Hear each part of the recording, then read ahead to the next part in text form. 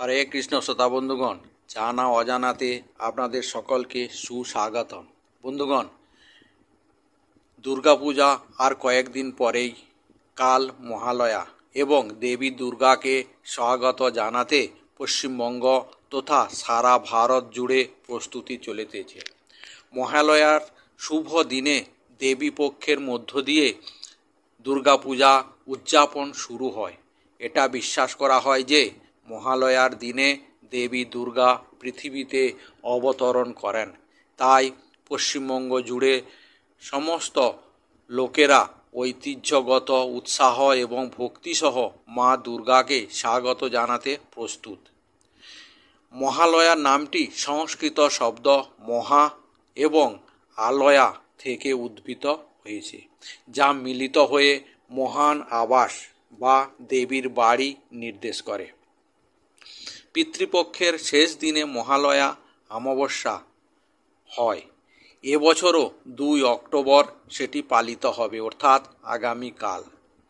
মহালয়া দেবীপক্ষের শুরু এবং পিতৃপক্ষের সমাপ্তিকে চিহ্নিত করে। দৃক পঞ্চাঙ্গ অনুসারে পিতৃপক্ষ 17 সেপ্টেম্বর শুরু হয় এবং 2 অক্টোবর শেষ হয়। পিতৃপক্ষের শেষ দিনটি মহালয়া অমাবস্যা এই বছর 2 অক্টোবরে পালিত হবে, অর্থাৎ আগামীকাল। দিনটি গান্ধী জয়ন্তীর সাথেও মিলিত হয়, অর্থাৎ কাল গান্ধী জয়ন্তীও এবং জাতীয় ছুটির দিন। জ্যোতিষীদের মতে দেবী দুর্গা এবছর পালকিতে চড়ে চরণ যুদ্ধে ফিরে আসবেন। মহালয়ার মূল ধারণাটি মহাকাব্যে মার্কণ্ডের পুরাণ থেকে দেবী মাহাত্ম্য, দেবীর মহিমা নামক একটি উপকথা থেকে অনুপ্রাণিত। মহালয়ার মূল ধারণাটি মহাকাব্য মার্কণ্ডের পুরাণ থেকে দেবী মাহাত্ম্য, দেবীর মহিমা নামক একটি উপকথা থেকে অনুপ্রাণিত। এই প্রাচীন ধর্মীয় গ্রন্থে দেবী দুর্গার কাহিনী বর্ণনা করা হয়েছে এবং কিভাবে তিনি অসুর রাজা মহিষাসুরকে বধ করেছিলেন তাও বর্ণিত আছে। মহিষাসুর, যিনি ভগবান ব্রহ্মার কাছ থেকে অদম্য বর পেয়েছিলেন এবং সেই বরের দ্বারা তিনি সর্বনাশ করে চলছিলেন, তাকে পরাজিত করতে অক্ষম দেবতারা তাদের সমস্ত শক্তি একত্রিত করে দেবী দুর্গা তৈরি করেছিলেন, যিনি পরম তৃত্ব ভগবান ব্রহ্মা, বিষ্ণু এবং ভগবান শিব সহ সমস্ত দেবতার অস্ত্রে আশীর্বাদ প্রাপ্ত ছিলেন। মহিষাসুর এবং দুর্গার মধ্যে লড়াই হয় 9 দিন ও রাত, অর্থাৎ 9 দিন রাত লড়াইয়ের পর 10ম দিনে অসুরের পরাজয়ের পরিণতি হয়েছিল, যা বিজয়া দশমী বা দশেরা নামে পরিচিত। মহালয়ার দিনে আমাদের কি কি আচরণ করা উচিত বা কি কি অনুষ্ঠান করা উচিত, তার মধ্যে সবচেয়ে উল্লেখযোগ্য তা মানুষকে খুব ভোরে উঠে পবিত্র স্নান করতে হবে। তাতে যদি সেটা আপনি গঙ্গা স্নান করতে পারেন খুবই সুন্দর, না হলে কোনো নদীতে স্নান করলে তাও ভালো। যদি তাও সম্ভব না হয় তাহলে তো আপনি পবিত্র পুকুরে স্নান করে মাথায় গঙ্গা জল নিতে পারেন বা জলের মধ্যে গঙ্গা জল মিক্স করে আপনি চান করতে পারেন। আর শেষকালে ভিডিওর শেষে গঙ্গা স্নানের ব্যাপারে কয়েকটি ইম্পর্টেন্ট গুরুত্বপূর্ণ কথা আপনাদেরকে জানাবো, তাই ভিডিওটি পুরোটি দেখতে থাকুন। দ্বিতীয়ত, ঘর পরিষ্কার করা এবং ভগবান সূর্যকে অর্ঘ্য নিবেদন করা দিনের আচরণের একটি বিশেষ অংশ। মহালয়াতে লোকেরা পূর্বপুরুষদের জন্য শ্রাদ্ধ এবং তর্পণ অনুষ্ঠান করেন। পেঁয়াজ, রসুন এবং তেল ছাড়া সাত্ত্বিক খাবার তৈরি করা হয় এবং পূর্বপুরুষদের দেয়া হয়। অনেক পরিবার শ্রাদ্ধ করার পর পুরোহিতকে অন্ন, বস্ত্র এবং দক্ষিণা দান করেন। এই দিনে কয়েকটি হিন্দু পরিবার পিতৃতর্পণ আচরণও পালন করে, যার মধ্যে গঙ্গা নদীর তীরে পিণ্ডদান আকারের মৃত ব্যক্তিকে প্রার্থনা করা হয়। এরপর দেখব এবছর মহালয়া এবং দুর্গাপূজার ক্যালেন্ডার অনুযায়ী।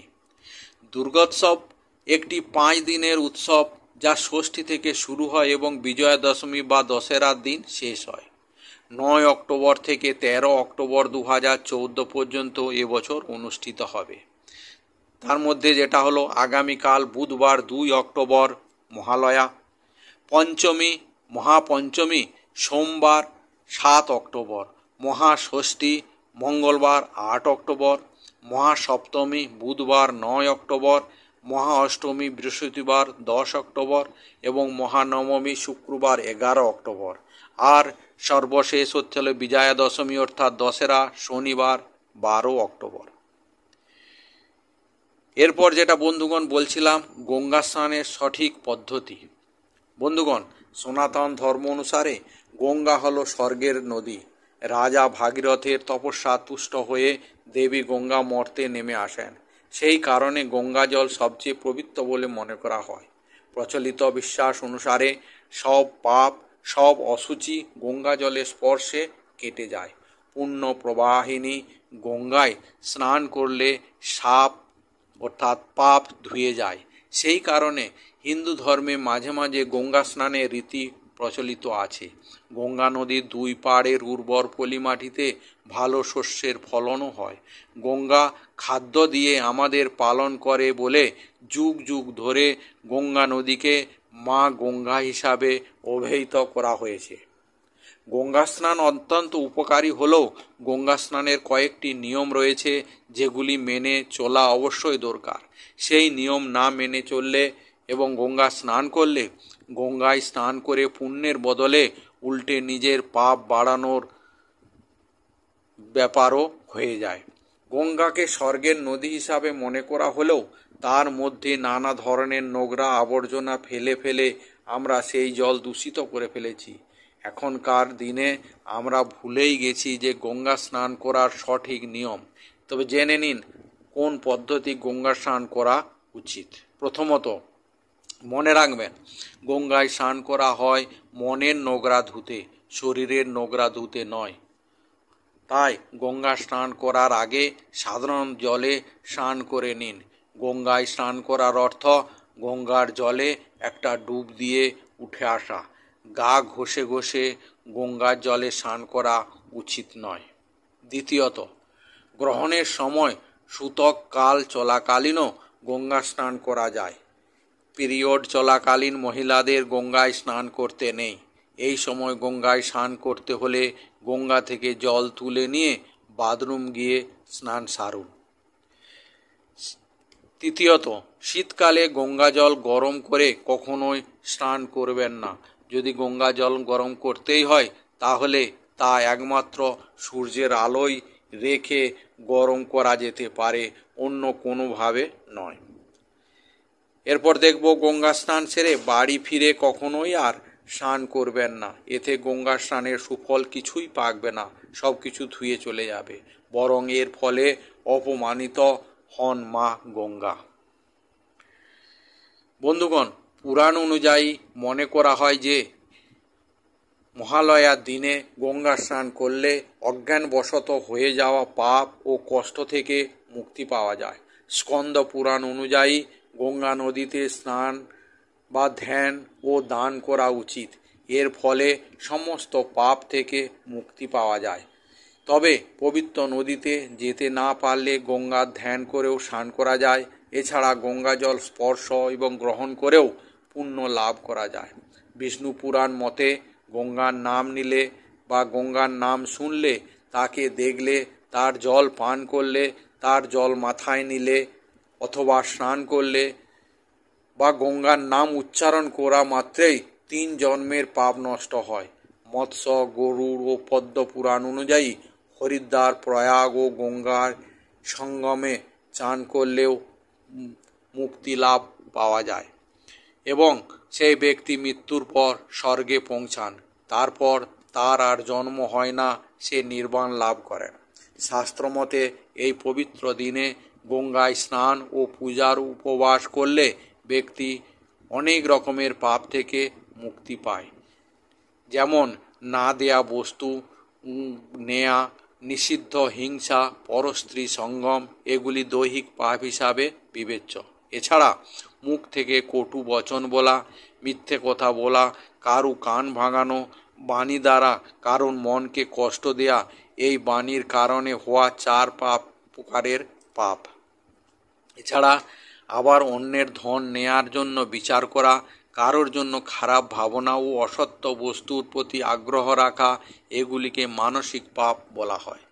অর্থাৎ গঙ্গা স্নান করলে দৈহিক, বাণী দ্বারা এবং মানসিক সব রকমের পাপ থেকে মুক্তি পাওয়া যায়। গঙ্গা স্নানের সময় স্বয়ং নারায়ণ দ্বারা উক্ত মন্ত্র অর্থাৎ ওম নমো গঙ্গাयै বিশ্বরূপিণে নারায়ণই নমো নমঃ এই মন্ত্রটি জপ করতে পারেন। কমসে কম 3 বার জপ করবেন, এতে আপনার অনেক পুণ্য লাভ হবে। এই মন্ত্রটি আমরা ডেসক্রিপশন বক্সেও দিয়ে দেবো আপনাদের সুবিধার্থে।